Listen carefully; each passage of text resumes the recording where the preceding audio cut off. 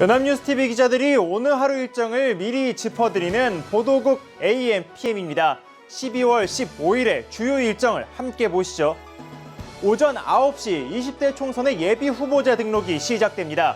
중앙선거관리위원회는 내년 4월 13일 치러지는 20대 총선을 120일 앞둔 오늘부터 내년 3월 23일까지 예비 후보자 등록을 접수한다고 밝혔는데요.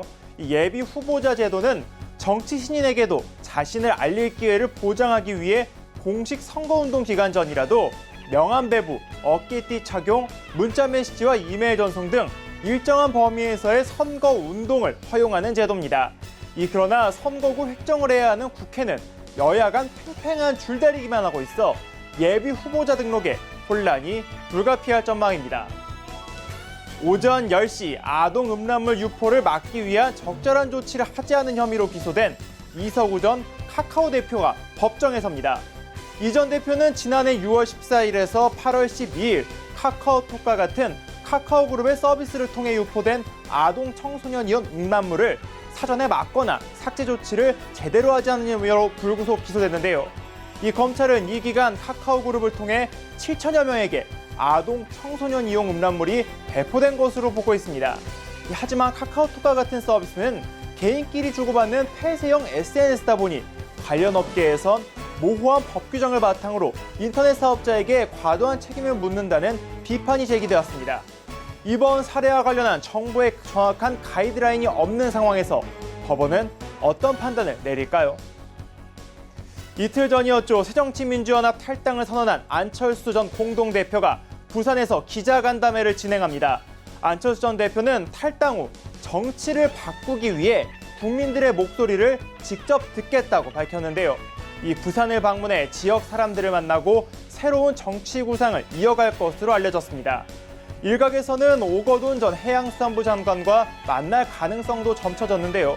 안철수 전 대표는 약속한 일정을 중심으로 진행하겠다며 일정을 공개하자는 상황입니다. 부산을 방문한 안철수 전 대표는 목요일인 오는 17일에는 광주를 방문할 예정입니다. 야권 분열의 신호탄을 쏜 안 전 대표가 부산과 광주 방문해서 어떤 행보를 이어갈까요? 정치권의 관심이 쏠리고 있습니다. 오후 1시 서울고법은 조세 포탈과 횡령, 배임 등의 혐의로 기소된 이재현 CJ 회장에 대한 파기환송심 선고를 갔습니다. 지난 9월 대법원은 이 회장의 배임 혐의와 관련해 이득액을 구체적으로 산정할 수 없으므로 특정 경제범죄 가중처벌 등에 대한 법률이 아닌 형법상 배임죄를 적용해야 한다고 판단해 사건을 서울고법으로 돌려보냈는데요. 이 배임죄는 특경가법보다 형량이 낮아서 이 회장에 대한 형량은 고법이 내린 징역 3년에 비해 줄어들 가능성이 있습니다. 이 상황이 이렇다 보니 CJ그룹은 이 회장이 최종 선고에서 집행유예로 사실상 풀려나기를 고대하고 있는데요. 하지만 일각에서는 재판부가 재벌 총수들의 집행유예를 신중하게 결정하는 만큼 자유의 몸이 되기는 만만치 않을 것이란 의견도 나오고 있습니다. 동계 스포츠 봅슬레이의 국가대표 원윤종, 서영우 선수와 스켈레톤의 윤성빈 선수가 국제대회에서 눈부신 성적을 거두고 오늘 귀국합니다.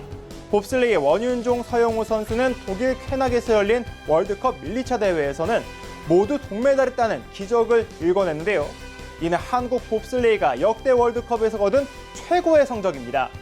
두 선수는 내년 2월에 완공되는 평창 봅슬레이 트랙에서 체계적인 훈련을 하면 세계를 깜짝 놀라게 할 성적을 거둘 수 있을 것으로 많은 기대를 모읍니다.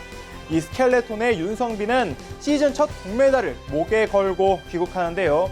윤성빈은 봅슬레이에 앞서 열린 스켈레톤 경기에서 1, 2차 시기 합계 1분 41초 16으로 26명의 출전 선수 중 3위에 올랐습니다. 윤성빈 선수 역시 한국 스켈레톤의 역사를 새로 써내려가는 기대주인데요. 우리 선수들의 성장이 2018년 평창 동계올림픽까지 이어지기를 기대합니다. 오늘 준비한 소식은 여기까지입니다. 지금까지 보도국 AM/PM이었습니다.